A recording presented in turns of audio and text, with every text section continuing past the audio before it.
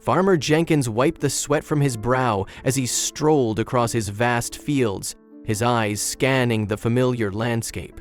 His farm used to be a lush, rich landscape, but now it was just withering away. It had been the same for years. He couldn't afford to do many renovations. But as he approached the neglected corner of his property, his jaw dropped in sheer disbelief. He usually didn't walk out this far on the farm. It was over a mile away. There, in the middle of nowhere, was a hole so immense that it seemed as though the earth had decided to swallow itself whole. How did that hole get there? But before we start, smash the like button, subscribe, and hit the notification bell so you never miss out on our upcoming stories. The 70-year-old farmer walked around the edge of the massive hole in the ground. A colossal hole, like the aftermath of a meteor strike. Its enormity suggested weeks of labor, yet not a single soul had bothered to inform him of this inexplicable excavation. How had he not heard the noise of this hole being dug?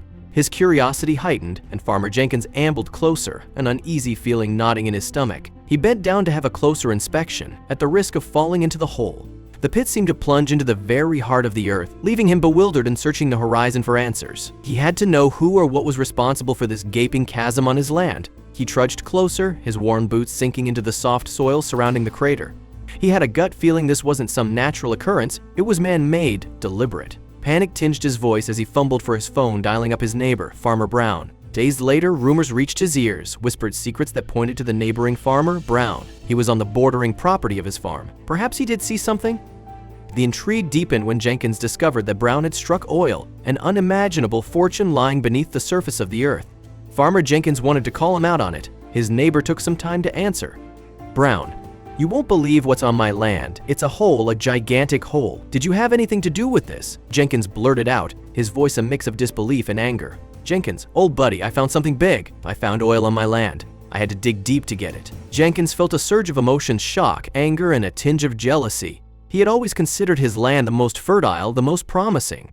Oil, you say? What about my land? You think you can just dig wherever you please without asking? Brown hesitated. Look, Jenkins, I didn't think it'd be a big deal. I'll make it right, all right? I'll pay for any damages, I promise. I'll even compensate you for the oil. Jenkins, realizing the value of what lay beneath, pressed Brown for the true worth of the black gold. Days later, Jenkins received a letter from Brown's lawyer, outlining the compensation offer. The damages were mentioned, but there was a quiet whisper of intent to acquire the land. Anger bubbled within Jenkins. He wouldn't let Brown take advantage of this situation. He was prepared to fight back to keep what was rightfully his. Anger and betrayal gripped Jenkins as he grappled with the realization that his land held treasures beyond his wildest dreams, and someone else had claimed them. He wasn't much of a businessman, but he needed to learn some basics if he was going to fight them in court. Brown, growing frustrated, decided to escalate matters. He hired a slick lawyer, a man with a reputation for bending the truth.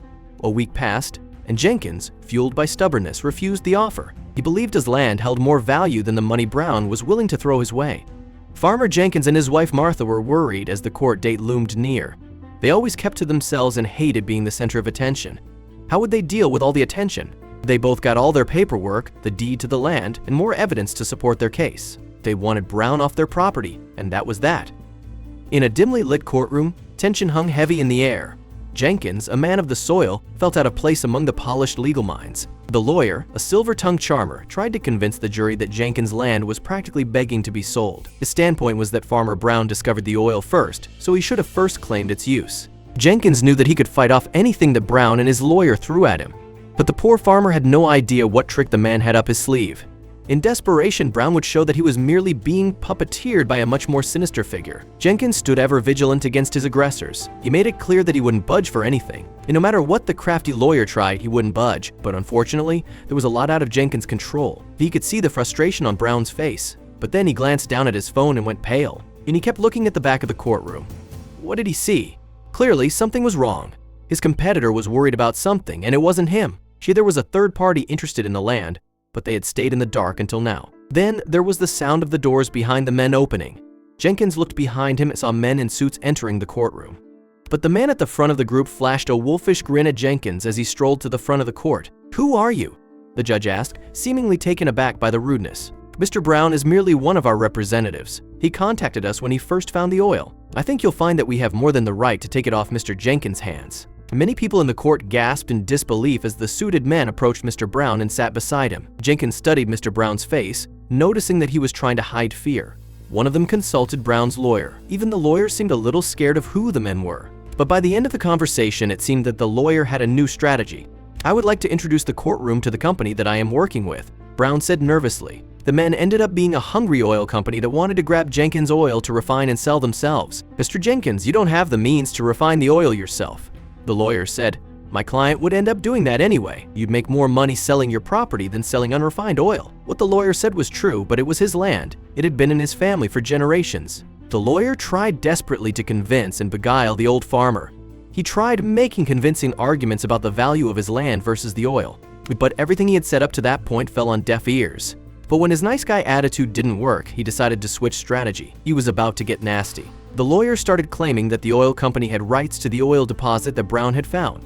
The oil counts towards mineral rights, while Mr. Jenkins merely had surface and property rights to his land. The lawyer that represented Jenkins didn't seem too happy when the rival lawyer brought up mineral rights. Surely they were making it up. The Jenkins family had owned the farm for generations, but how could anyone else own anything on it? He held his head in his hands. He had a headache from stress. The courtroom fell silent as the same question was on everyone's mind. Was it true? Did they have rights to the oil? And if they did, would that mean he would have to sell his property? He thought about greedy corporations. This wasn't the first time someone had been forced out of their home for profit. It was now the turn of Jenkins' lawyer to try to refute the claim on his land. He seemed nervous and jumpy as he rifled through his notes. Jenkins watched his lawyer closely as he stood up at the stand and got ready to make his case. He would be lying if he had a lot of faith. This seemed like an unwinnable case. He thought back to how he had even gotten the lawyer in the first place. His name was Jonathan Myers, and he had offered to help him pro bono. Jenkins was unfamiliar with the law and decided to do a bit of research to find the best lawyer that he could afford. After searching for a few weeks, he put on his best suit and headed into the city. He walked into a big corporate building where he took the elevator to the top floor. Jenkins walked into the office and saw an important-looking man sitting behind a chair. He shook his hand, and the farmer could immediately sense the weight of his charisma. Jenkins knew that this was a man who could win in the case, but he was expensive. The farmer simply couldn't afford him. After hearing Jenkins' predicament, the lawyer said that he could do it with no problem. But then it came time for his fees. Jenkins' eyes grew large at the absurd price he wanted. Jenkins told him that he'd have to find someone else and apologized for wasting his time. But that's when the lawyer stopped him in his tracks. Jenkins snapped back to the present and stared at the charming lawyer. Mr. Myers had been all too eager to help out the farmer when he heard about his plight, so he had offered to do the case with no charge.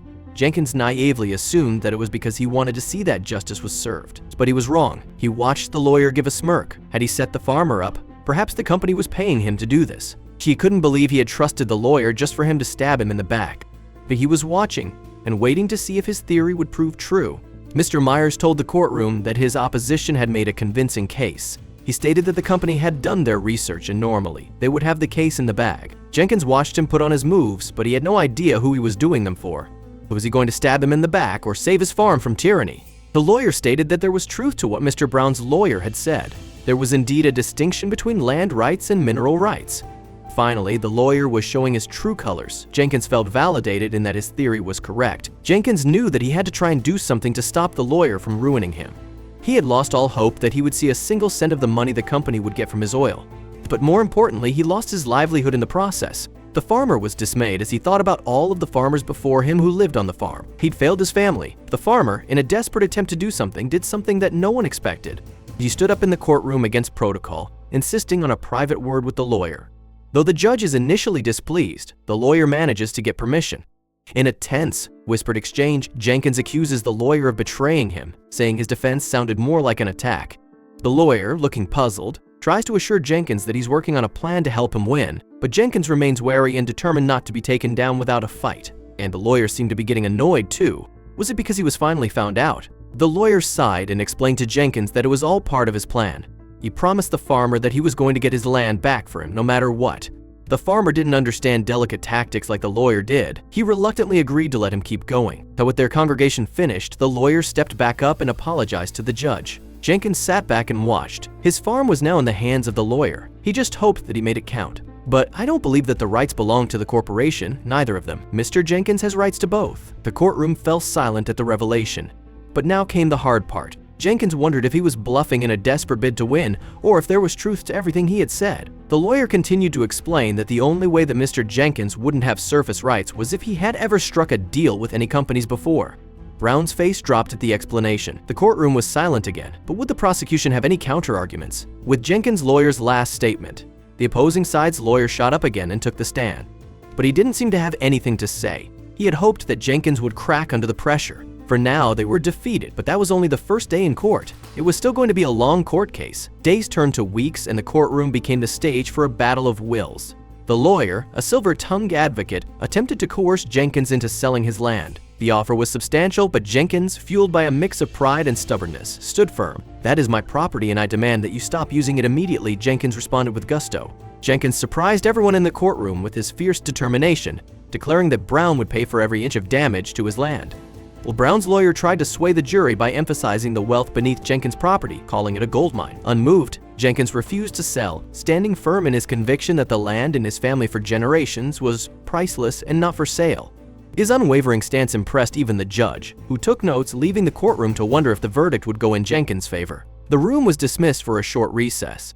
As they tried to get their minds in order, they realized that it was time to hear the verdict. The court was filled again. Everyone took their seats. The farmers all waited for the jury to re-enter. Mrs. Jenkins couldn't stop crying, and she was upsetting everyone. So they sat down and waited for the judge to be seated. Soon, they would know what the outcome would be. Jenkins anxiously awaited the jury's decision, fearing he might lose his land.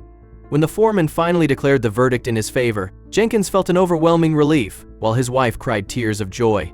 Despite his courtroom victory, Jenkins knew his adversary, Brown, would not give up easily. As Brown plotted new schemes, Jenkins resolved to take control of his land and resources. Frustrated with ongoing legal battles, Jenkins took decisive action, opening the oil well himself. The oil surged forth, transforming his fortunes and ensuring his independence.